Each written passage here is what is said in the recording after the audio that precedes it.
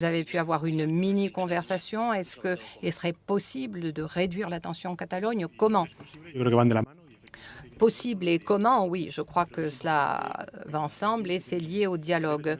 Les relations que le gouvernement espagnol doit avoir avec le gouvernement d'une communauté autonome, la Catalogne, dans le cas d'espèce, eh bien, c'est normaliser les relations institutionnelles. Le fait même qu'il y ait eu ce dialogue et que ça semble être une nouvelle, eh bien, ça prouve que nous avons une anomalie du point de vue politique qui a entraîné une absence de confiance que l'on doit retrouver. Et le gouvernement espagnol a le souhait de normaliser les relations institutionnelles avec le gouvernement de Catalogne et commencer à aller de l'avant pour résoudre de nombreux problèmes. Des problèmes qui sont politiques, mais qui ont une incidence surtout pour les habitants de la Catalogne. Les infrastructures, les les recours en inconstitutionnalité qui sont le fruit de lois approuvées par le Parlement de Catalogne et qui peuvent être revues par le gouvernement espagnol dans le cadre d'un dialogue bilatéral qui doit avoir lieu absolument entre le gouvernement de la Generalitat et le gouvernement espagnol. C'est ce que souhaite faire le gouvernement espagnol. Nous sommes en même temps conscients du fait que nous sommes face à une crise de confiance. Il faut rétablir la confiance et cela ne va pas être fait en quelques heures ni en quelques semaines. Mais à un moment donné, il nous faut absolument revenir à la case départ pour remettre en place ces niveaux de confiance qui ont disparu suite à ce qui s'est passé au cours des derniers mois. Le fait même, non seulement qu'il y ait eu un dialogue, une conversation hier, mais le fait même que le chef d'État, le gouvernement espagnol, le Govern et la Generalitat, la mairie de Barcelone, nous représentons tous ce souhait de coopération autour de la tenue de ces Jeux de la Méditerranée. Je crois que c'est très, très éloquent, beaucoup plus qu'un simple échange de quelques phrases entre le président de la Generalitat et moi-même. Je crois que cela exprime notre souhait de normaliser, de résoudre, de projeter une image tout à fait différente de ce qu'est la société catalane et ce qu'est l'ensemble de la société espagnole, puisque vous m'avez interpellé à cet égard et après avoir entendu le soutien du président de la République, eh bien, ce soutien pour l'intégrité territoriale, l'intégrité de l'ensemble du pays, parce que dans des moments critiques, Président, nous avons ressenti ce soutien et je voulais ici vous en remercier publiquement. Bonjour, Laurence Benamou, Agence France Presse. Je voudrais revenir sur la proposition que vous avez évoquée, des centres fermés sur le sol européen. Je suis sûre que, comme vous êtes très pragmatique, vous avez pensé au comment. Alors, comment pensez-vous pouvoir convaincre les pays de départ ou de transit de reprendre les migrants qui seraient expulsés? Est-ce que vous êtes favorable à des sanctions, à une diminution de l'aide humanitaire, comme le prônent certains pour faire pression? Et toujours dans le comment convaincre d'autres pays européens de la répartition de ceux qui auraient obtenu l'asile? Y aurait-il des incitations financières, des compensations? Alors, je ne parle même pas de ceux qui sont complètement opposés, mais ceux qui sont pas encore exprimés. Et enfin, toujours dans le comment, ceux qui sont là, notamment en Italie, tous ces gens qui errent dans les rues et qui sont bloqués, puisque la France les empêche de passer à Vintimille, et peut-être l'Allemagne pourrait les empêcher. Est-ce que vous avez imaginé comment faire pour eux? Merci. Sur vos différentes questions. La première, c'est celle donc de la capacité à convaincre les pays de transit ou d'origine. Le retour ne se fait en aucun cas vers des pays de transit, y compris non européens. Et c'est d'ailleurs une des sources du désaccord que nous pouvons avoir avec la proposition faite par certains autres États. Il se fait par définition vers le pays d'origine, puisque c'est alors que ça ne peut se faire que dans la situation où vous êtes face à une personne qui, après instruction de son dossier, n'apparaît pas comme relevant de la protection, justement, de l'asile. Donc c'est quelqu'un dont vous connaissez le pays d'origine, dont vous avez instruit le dossier. Sur ce sujet, l'efficacité est possible. Et l'Espagne est un très bon exemple. L'Espagne, il y a 14 ans maintenant, a eu une vraie crise migratoire avec le Sénégal sur les îles Canaries et a su le gérer de manière très pragmatique, avec des politiques de coopération, d'un partenariat de sécurité et une vraie politique d'aide au retour qui a permis de régler le problème. Ce sont par ces politiques, qui sont des politiques d'ailleurs de respect mutuel, de vrais partenariats avec les États d'origine, que nous pouvons trouver des solutions. Nous avons d'abord commencé à les engager côté français, ce qui permet d'expliquer à l'égard de plusieurs pays d'origine l'amélioration de nos taux d'obtention de laissez-passer consulaires. Et nous allons poursuivre ce travail.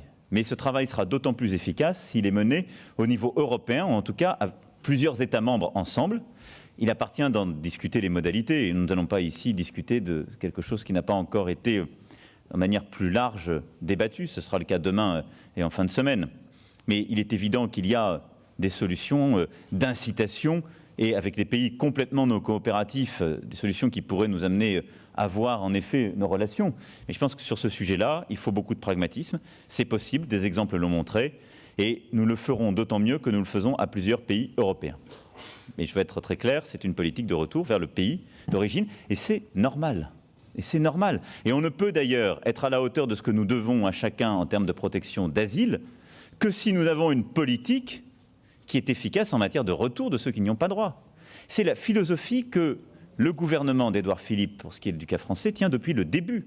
Parfois dans la plus grande confusion d'idées ou de principes chez celles et ceux qui ont pu commenter les choses.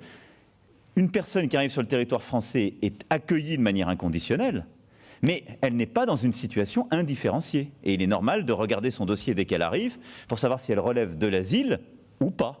Et si c'est un migrant économique qui est passé via des passeurs qui ne risquent rien dans son pays, la France n'a pas vocation à les accueillir tous. Pas plus que l'Espagne ou d'autres pays européens. Donc c'est fort de ce principe et de ce pragmatisme que nous souhaitons qu'il puisse y avoir cette politique. La deuxième chose, entre les pays européens, ce que nous proposons, c'est d'abord qu'il y ait une possibilité offerte à chacun de le faire. Et donc en partant du volontarisme, parce que nous parlons aussi de nombre de personnes qui ne sont pas même des dizaines de milliers. Aujourd'hui, l'arrivée de personnes qui relèvent du droit d'asile sur nos côtes ou nos territoires, quand je regarde ces 6 derniers mois, sont assez limitées. Dossier une fois instruit. Il y a beaucoup de gens qui le demandent, mais là, la répartition se ferait sur les gens qui obtiennent le droit à l'asile. Ce qui est un nombre raisonnable, qui peut tout à fait être justement pris par plusieurs. Et c'est là où il y a un partage légitime de cette charge, parce qu'elle est conforme à nos principes.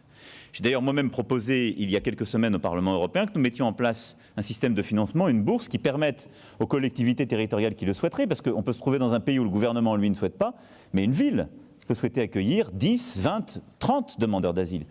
Ce serait ça le nombre dont on parle ville par ville.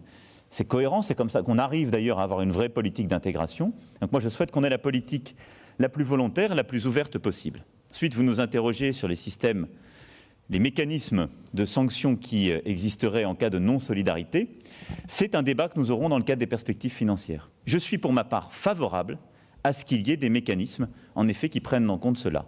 On ne peut pas avoir des pays qui bénéficient massivement de la solidarité de l'Union européenne et qui revendiquent massivement leur égoïsme national lorsqu'il s'agit des sujets migratoires.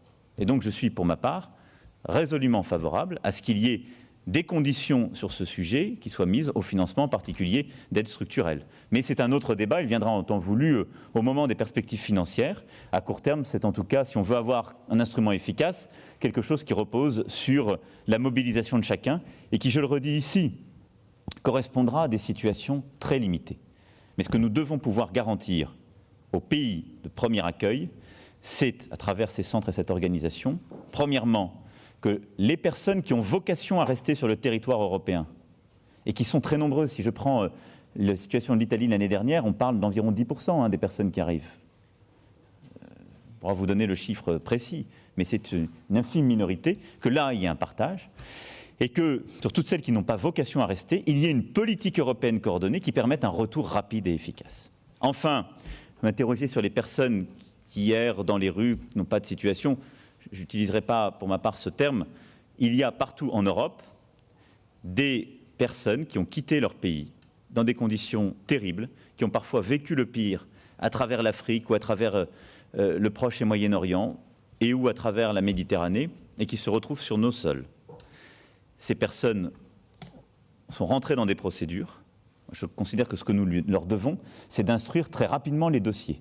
C'est ce que la France est en train de faire en améliorant justement ces résultats, et c'est d'ailleurs l'une des principales motivations de la loi en cours de discussion au Sénat.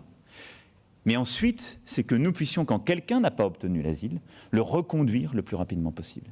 Et la seule solution au problème que vous évoquez, qui crée d'ailleurs beaucoup de tensions entre les États membres, c'est que nous ayons collectivement une politique de retour.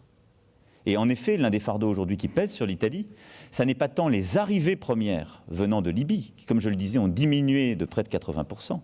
Ce sont les personnes arrivées l'année dernière, ou dès le moment de Mare Nostrum, au début de la crise, qui parfois d'ailleurs, et pour la plupart d'entre elles, n'ont pas eu l'asile et savent qu'elles n'y ont pas droit, et qui sont dans la situation de personnes, d'étrangers en situation irrégulière, qui n'ont pas de perspective de régularisation et qui restent sur le sol européen, et en particulier sur le sol italien. Cette situation, il est évident que là, la solidarité européenne doit jouer dans une politique de retour. En aucun cas, la solidarité européenne ne doit jouer en acceptant ces personnes qui sont des irréguliers dans d'autres pays où elles le sont tout autant.